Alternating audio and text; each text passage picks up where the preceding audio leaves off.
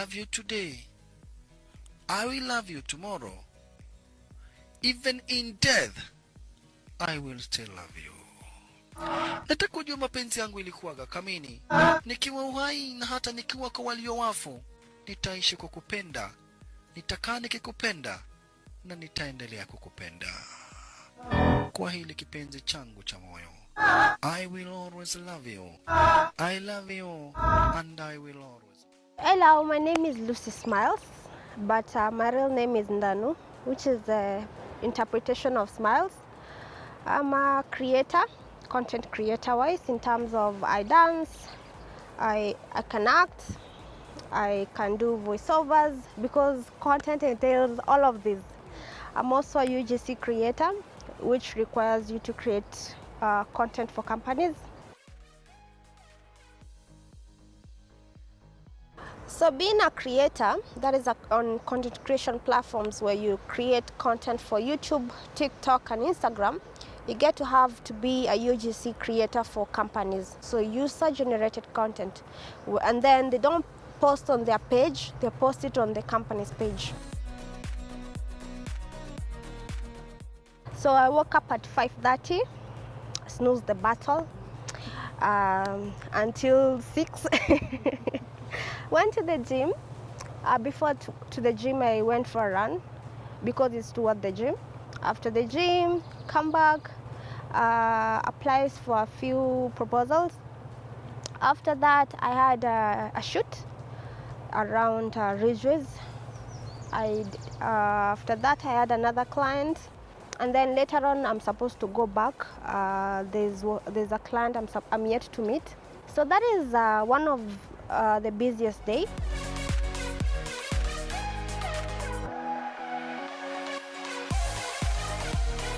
Every company has different views, different ways they want to work with creators. So it's for you not to go and research. So being a creator doesn't mean just you dancing and then that's it. It means you researching how to write proposals. There are a lot of tutorials on YouTube, yeah, on that. And then you research, for example, let's say I'm writing a proposal for Coca-Cola, yeah? There are a lot of content creators in Coca-Cola, so I have to make sure my proposal stands out. Also, sometimes it doesn't have to be proposal-wise, it can be, a content can be used as a proposal, yeah, where I create a demo content and then I share with the company either on DMs, because most of the time we normally don't have their emails, yeah. So you DM them, you tell them like, this is a sample of what I can create for your company. If interested, then you can share an email where I can write proposal and share my idea with you. That is another way of writing. Second is once you have the proposal done, you should look for a team. Like for example, a videographer, you shouldn't be doing everything, because once you be the one shooting, doing it will make you tired. It will make you tired, and then at the end of the day, you also need to collaborate with other creators to make sure you bring the same goal better.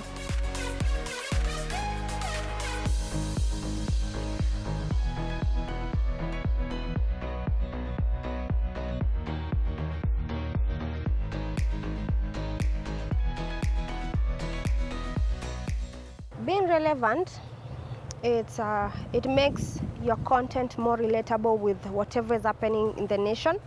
It makes also people engaged and interested in your content because they see the diversibility of your content, yeah?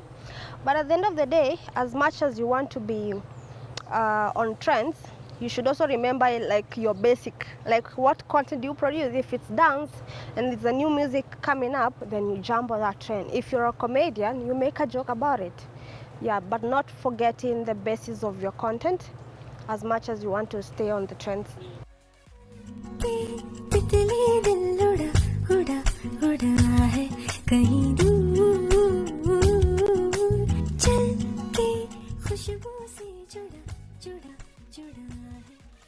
So before I started commercializing my contents, it was just for fun, but I made sure at least I had good lighting and it made sense, because at the end of the day it was all about fun. It was comedic. So that was it. That was the first message, and I tried to be as me as possible. in terms of something new, something funny, and I enjoyed the moment. That was my first video. When I was starting, it was fun. It was fun and games.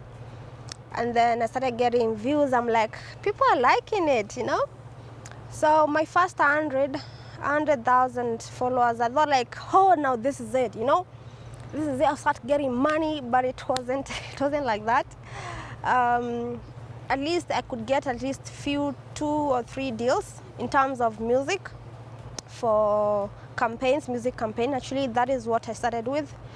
And then, but I hadn't worked with brands. Also, I didn't understand my brand as a starter creator. I didn't have anybody to mentor me when it comes to content creation. So it was all fun and games. And then is when I realized, growing up now, getting to 200, 300,000 is when I'm realizing I can actually use this platform to, like, you know, understand my audience, you know, reach out for brand deals, and then maybe I can even start working with brands and start networking with other creators, because I was isolated. My content was just live at home. And then so far I've grown content-wise from 2021 to right now. I can really say every day I learn something towards content, which I can actually teach because I've gotten it the hard way, which I can actually give it in a easier way. Second, I've grown in terms of networking. I know, like, as much as I would love to my comfort zone, networking is the best, especially if you're a creator. Also, collaborating with other creators, it makes the community a one, because people enjoy different things. So when you kind of mix that, you get a new audience. Yeah. What else have I learned on content creation so far? It's hard. It's not easy. It's not easy, but it's a way of monetizing and making money. It's one way. If 3 years ago I was told I could actually be living, making a livelihood out of content, I could have been like, no, just joking. But right now I can really convince you, yes, you can actually. And then there's the best way is you can do it anywhere. From the comfort of your home, traveling, you can be able to travel anywhere. Yeah, is all about the content you're creating and your niche.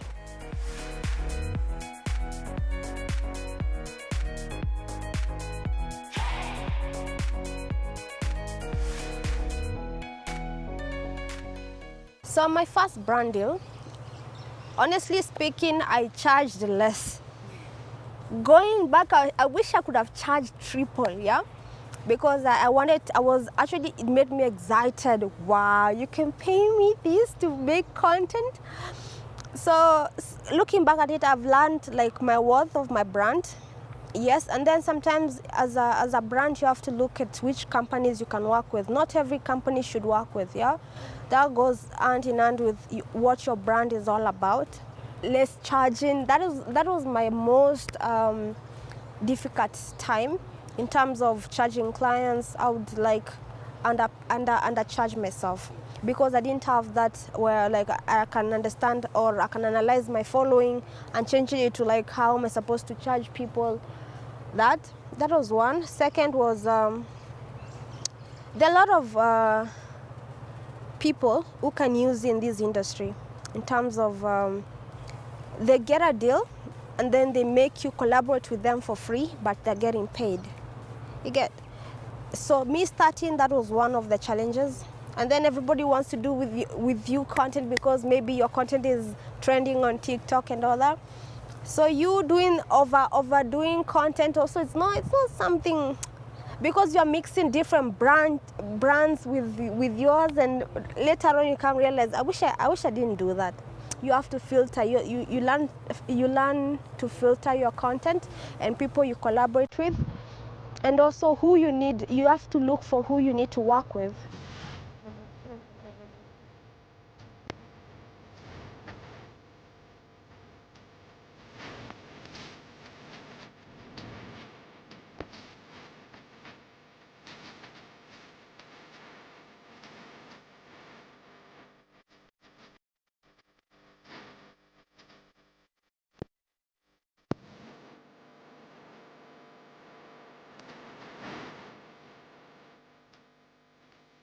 So before that I was doing times two. Times two is like a motion, yeah, like fast videos, but it's comic, yeah. So me starting my content creation at that, it was relatable, it was funny, but now when I started collaborating that with dance, started picking up, and then I started getting people who can relate to that. Yeah, so that is because at the end of the day I didn't want to just put that comedy side. I know how to dance, so why not just involve it? And then in that I can also feature acting as a lot, which have already infused everything. So it's right now I can tell you I'm a brand of this, I can do this and this and this, so it's an infusion of something, yeah. But I started with comedy, I transitioned to dancing, to acting, and now I'm able to collect all of those together.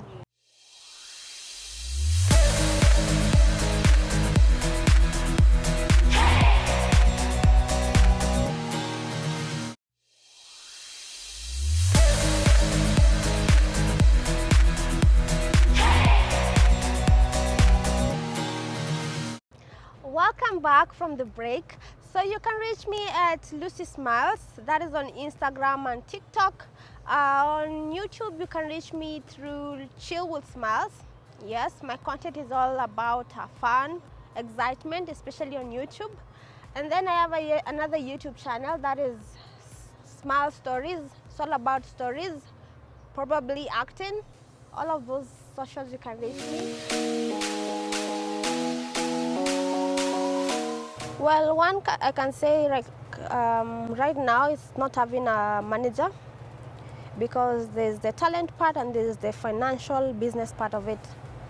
Yeah, and then where the manager comes in is where like she's able to help you finance your talent.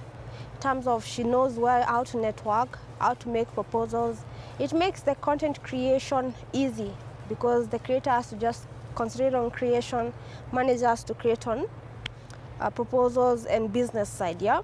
Second will be working with brands that are not willing to compensate what you're worth. In terms of they pay you less, or they don't understand the criteria of your charges or your rate card. Get that is research. Research about content. Sometimes it gets tough in terms of creating, and then people want to see something new. Another one is staying relevant. You don't want to be you don't want to be boring, but also you don't want to be changing your content left, right, center. Yes, and then another one is knowing who to approach, when to approach. Yes, because at the same time, we want to work with anybody. We have to look for who can benefit our brand. Yes, or that goes hand in hand with who to collaborate with, because when you're collaborating with a creator, you're looking for where is the audience going for, yeah, and what can you benefit from that. Another thing is peer pressure. As a creator, mostly you spend it online looking for other creators, what they're doing, so that you can stay, relatable. But doing so, you find like maybe other creators are doing better, or they have been called somewhere, or they have deals and all that. And then sometimes you get to a point where you start comparing yourself, which emotionally is draining. And a lot of creators are fighting over this, because as a creator, and then maybe you find your friends on the same creator panel, they have better deals, or something good is happening to them and all that, and then you start wondering, am I stuck? Yeah, sometimes people don't talk about this, but it's a crucial matter to talk about it. You have to know who you are and also protect your mental health. Those are the few challenges you face as a creator. And then sometimes you find like you might not have like real friends, or you have few friends, because people think like you're in social media, a lot of people, a lot of comments, but deep down you're actually alone. You're alone, and things happen, you don't know anybody to call, and people don't don't take this serious. They feel like that crowd for commenting, that crowd for following, it's something, until you're in a position where maybe there's a problem, and then it dawns on you like, okay, I'm alone.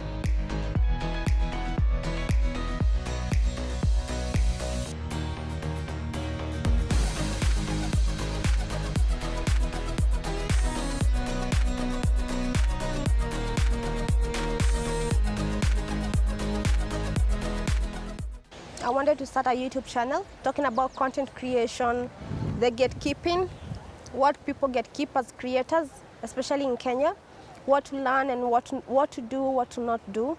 Yes, I'm here to do that. I'm working on different series because it's a whole lot. It's everything that includes content creation and ins and out. Yeah, I'm here to do that. So far, that is what I'm working on. Yeah, but I would really love to like work more on that. Not basically on YouTube, but also other platforms where I can actually mentor people.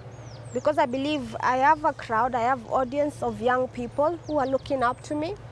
And it's my duty to like tell them what to do and what not to do, since I have that ability. My rate card, I normally come up with these factors, yeah? One, the effort and work put in, yeah? Yeah, that means if it's location, that is one, because there's to and from. Second is the nature of work. What am I doing exactly? How long is it? Yeah, that is one. Another one is production cost. And then the other one is how long time. Yeah, those are the factors I consider. And then after that, now I consider my channel. How long have I invested on my channel?